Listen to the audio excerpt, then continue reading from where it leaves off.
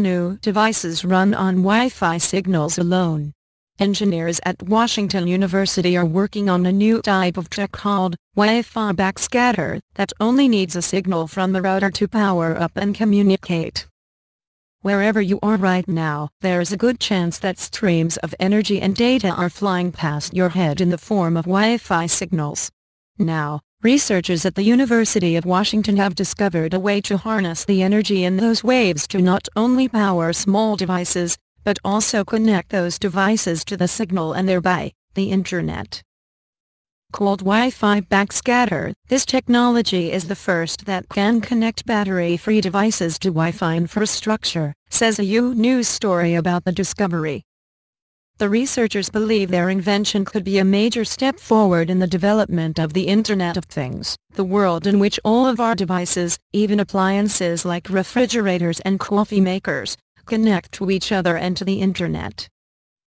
If Internet of Things devices are going to take off, we must provide connectivity to the potentially billions of battery-free devices that will be embedded in everyday objects, said Shyam Galakota, a U Assistant Professor of Computer Science and Engineering involved in the work.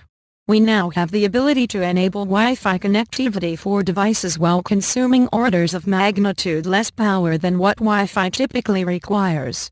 To find out exactly how the Wi-Fi backscatter devices work, SUBSCREIB contacted Bryce Kellogg, a doctoral student in electrical engineering and co-author on the research, which will be published at the Association for Computing Machinery's Special Interest Group on Data Communications annual conference this month in Chicago.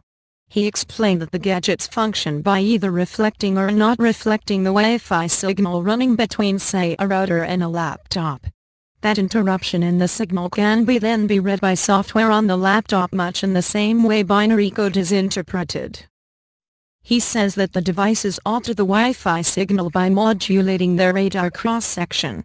You can think of radar cross-section as the size of the object as seen by radio waves, he said. For example, a stealth bomber has a small radar cross-section so it appears small to radio waves. This means it doesn't reflect very well and can't be seen on radar. We can change the radar cross-section of an antenna electrically, without changing the size of the antenna. So that's how the devices interact with the Wi-Fi signal, but what then?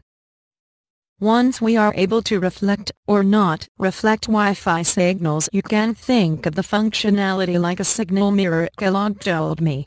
I can send you messages in binary by reflecting the sun at you, 1, or not, 0. Wi-Fi backscatter works in a similar way.